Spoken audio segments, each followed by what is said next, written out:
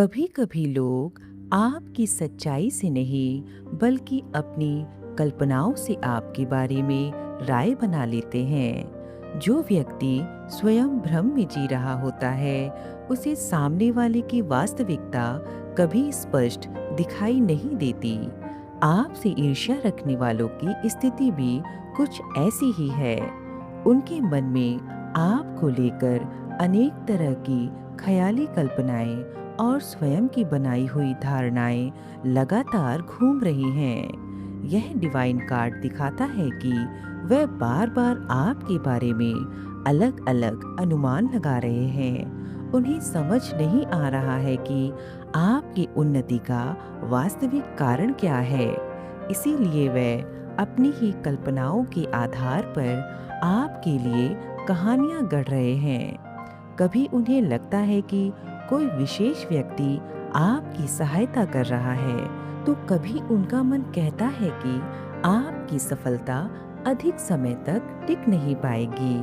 पर यह सब उनके ईर्ष्या से भरे मन और नकारात्मक सोच का परिणाम है। लेकिन वह अपनी इसी सोच को अपनी समझदारी और लोगों को परखने की क्षमता मान बैठे हैं।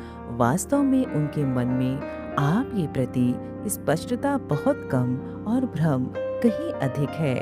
यही भ्रम उन्हें उनके अपने ही बनाए चक्रव्यूह में बार बार भटका रहा है, जहां वह सत्य को नहीं, केवल अपनी कल्पनाओं को ही सच मानते चले जा रहे हैं। इस पहले कार्ड के माध्यम से मदर यूनिवर्स आपको यह भी सिखाना चाहती हैं कि दूसरे लोग अपनी कल्पनाओं में तुम्हारे बारे में जो भी सोचते हैं, उस ऊर्जा को तुम अपना सच मत बनाओ।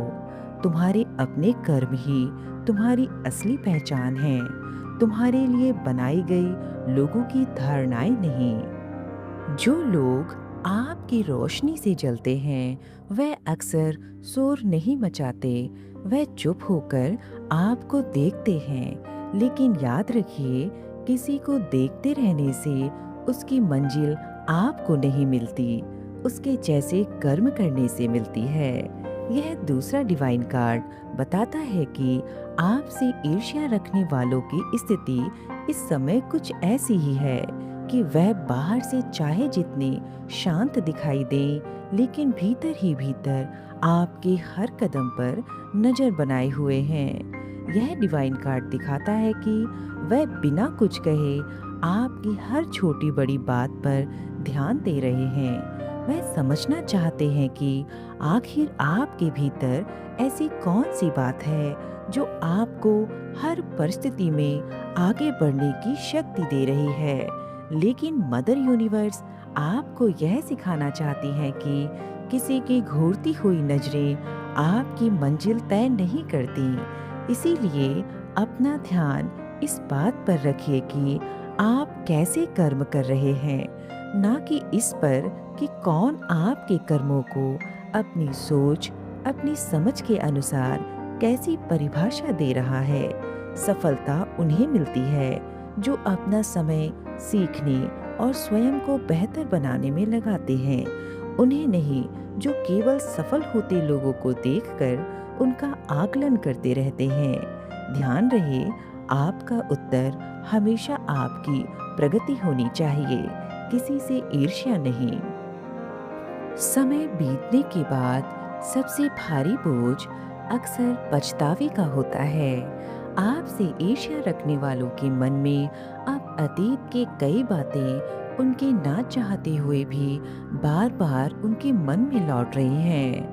समय के साथ उन्हें अपना पुराना बर्ताव, अपने लिए गए निर्णय और आपके लिए बनाई गई धारणाएं याद आने लगी हैं। एक समय था जब उन्हें आपसे अधिक अपनी चतुराइयां और अपने निर्णय सही लगते थे। लेकिन यह डिवाइन कार्ड दिखाता है कि अब कुछ लोग सोच रहे हैं कि अगर उस समय उन्होंने आपको सही समझा होता, आपका सम्मान किया होता या आपके साथ न्याय किया होता, तो शायद आज परिस्थितियां कुछ और होती।